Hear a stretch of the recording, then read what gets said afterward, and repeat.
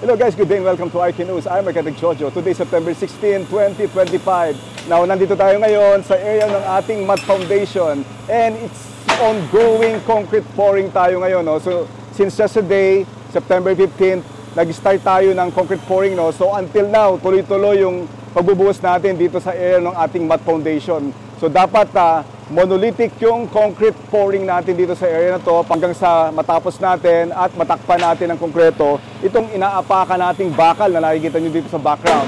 So itong bakal na to na inaapakan ko, dapat mapuno ito ng konkreto. So hanggang sa matapos siya, dapat tuloy-tuloy yung ating pagbubuhos. No? So yan yung struggle natin, no? And challenge no, sa pagbubuhos ng ating mud foundation dahil dapat tuloy-tuloy siya.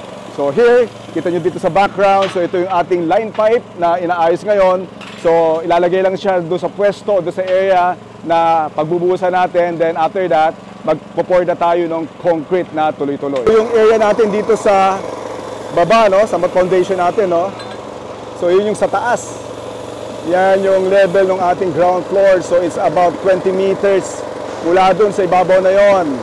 Below, ito yung ating elevation, 20 meters. So right now, ito na ngayon yung ating concrete pouring. So lumalabas siya doon sa ating line pipe dito. So ito yung fresh concrete na binubuhos natin dito sa ating area ng mud foundation.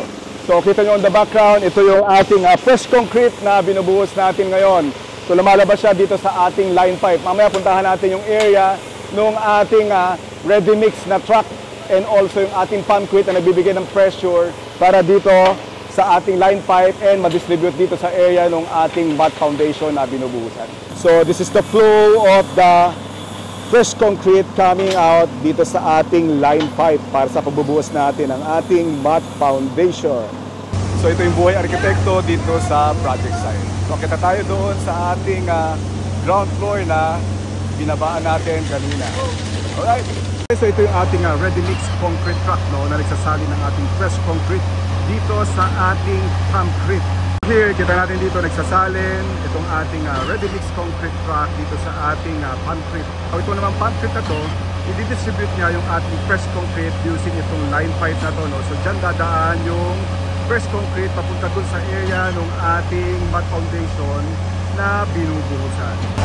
So yan yung methodology natin sa pagbubuhos ng ating mud foundation. Using itong ready mix na truck natin na nagsasalin ng ating fresh concrete dito sa ating concrete.